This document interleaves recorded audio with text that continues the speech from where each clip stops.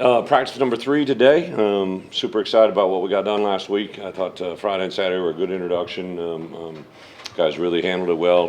One thing about having so many returning players, they kind of know the standard, and the new guys that are coming in kind of jumped in right away. But I thought we had a big jump from Friday to Saturday. Not that Friday was bad, but I just thought there was a nice jump. We stayed in the red area, tried to minimize their exposure to soft tissue. So excited to get this week. This is a big week. This is probably, in the whole look of the season, this will be the most work we get done in a short amount of time. You know, from a perspective in the NCAA, we get a 20-hour work week when the school starts, but, you know, we're having our guys in the building here from anywhere from 12 to 15 hours a day. So those guys get a lot of work during this camp time that really is unprecedented any other time. So excited for that. A couple of injury updates. I know a lot of you guys have been out practice. So JC's just got a little plantar fascia.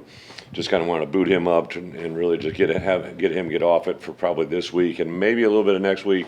We think if we can get that calmed down, and then really basically 2 weeks out from game day, should be good to go, both those guys. And the same thing with Aiden Knopick. He just aggravated his knee a little bit, an injury that he had before he came here. We did some things to alleviate that, but with that, we have to stay off it for about a week to 10 days. So both those guys should be back with us at the end of next week, if not sooner. J.J. Hurtis, unfortunately, a really promising young old lineman. He had an injury in high school that was surgery before we came here. He couldn't come out last spring, or he's here, but he couldn't do spring ball. Got himself back, worked himself back, but he literally had the same injury now to the other knee. So unfortunately, he'll be out for the fall. Him and Grant Smith are the only two that right now project not to be with us in the fall from a playing standpoint because of injury. And in today's world of college football, that actually has a huge effect because you can have kids that are declared out for the season. You can add bonus spots to your roster. So unfortunately, those two won't be with us on the field, but we can add 2 more guys to our roster currently. So that's a good thing. So we got JC and Aiden, who's getting in at left tackle, who's getting the benefit of well, Nathan is his little brother, and then Tyler McMillan is also another guy that has popped over there on the right side. And then, Melvin's been absolutely awesome over there on his side, and backing him up is Zafir. So those 4 guys, I think the blessing in disguise, we kind of see with those, we didn't have McMillan or Nathan in spring ball, so it was kind of thrust into the action a little bit faster than we had expected, but it's actually probably good for us in the long run. I guess on the offensive line front, Dez has been in the green jersey. Yeah, so Dez had surgery whatever week we're on, so when you have the surgery that he has, you have to be out X number of weeks, and they won't come off that. He's actually been a little bit ahead of schedule with his recovery, but he won't get cleared for full contact until not this coming Saturday, but the next Saturday, and then he should be with us. You mentioned this week would be most intense.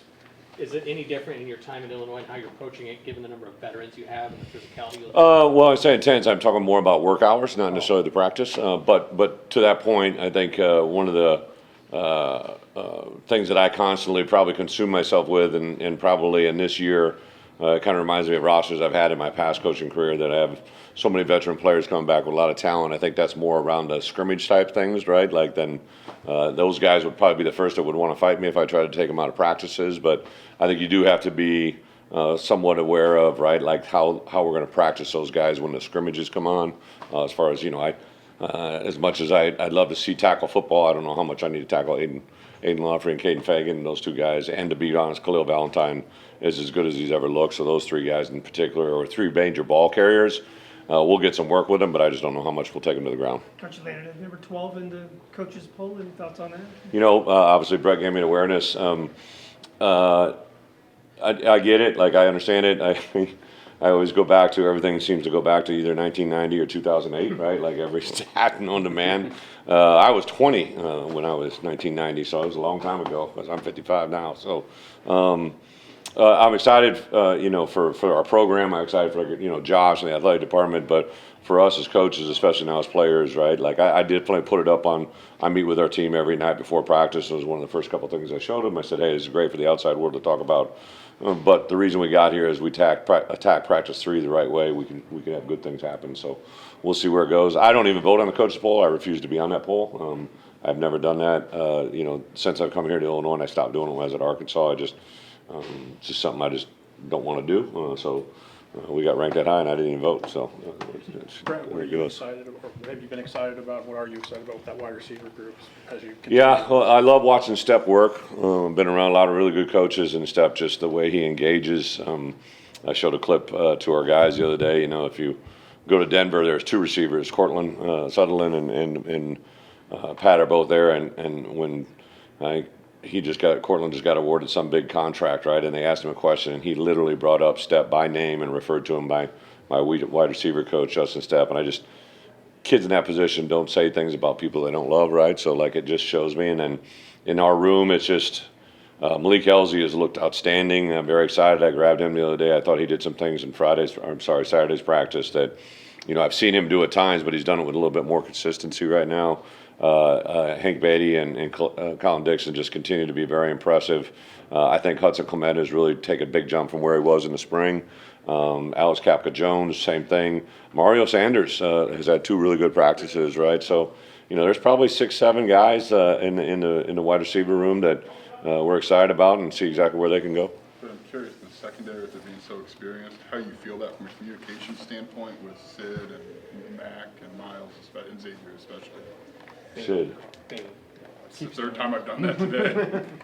Matt Bailey. Yes. Well, first off, you know, you guys interviewed Matt the other day. I don't know who asked the question, but somebody asked him about practice, and he made reference to being able to watch the guys that he did, and I actually played that in front of the team last night. So yeah, I do listen to you guys, right? But I thought it was a great response because, you know, Matt said that he developed his practice habits because of Sid, right? And it's very easy to see that. I always go back to the first practice that Sid ever wasn't at when we were in bowl prep.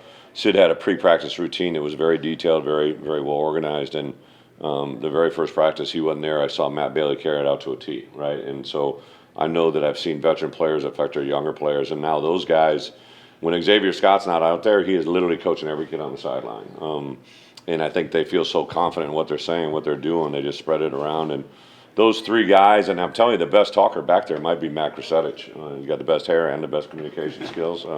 So those guys overall, I think it's just a reflection of their coaches, Aaron Henry and Corey Parker. You guys know, interviewing them, they can talk, right? So I think those kids naturally come by it, honestly. 26 all the way to the end, but having so many guys committed, what's that allow for you in future classes in 27? Yeah. Well, I think more than anything in today's world, you know, I think a lot of schools are starting to recruit high school athletes less, right? So we absorbed anybody that we thought I probably went higher than I originally intended, just because we could get our hands on some really good players. And I would rather recruit, hold, and develop than have to go in a portal. But we felt really good about these guys. Got some guys that we didn't think we were going to get. Obviously, fell short on a couple. But you know, I think overall, I think Illinois will constantly, as long as I'm here, probably be under that mode of bringing in more guys and less. Yeah, it allows you to concentrate very specific at the end. We knew exactly what we wanted, how we wanted to do it. Just because they said yes to somebody else doesn't mean they've told us no altogether, right? So we still got some work to do. But, you know, we've already turned to the 27 prospects. Obviously, I think we've had a good start there, and I think we're really close on a couple others.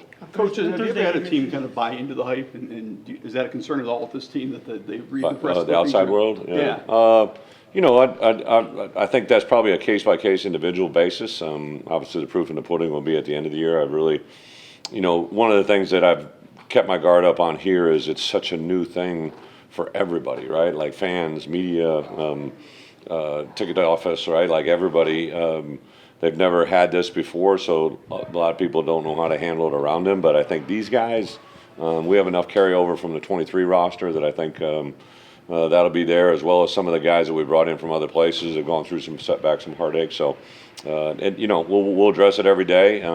I think this group is going to be focused on getting good on practice 3, and we'll see where it goes.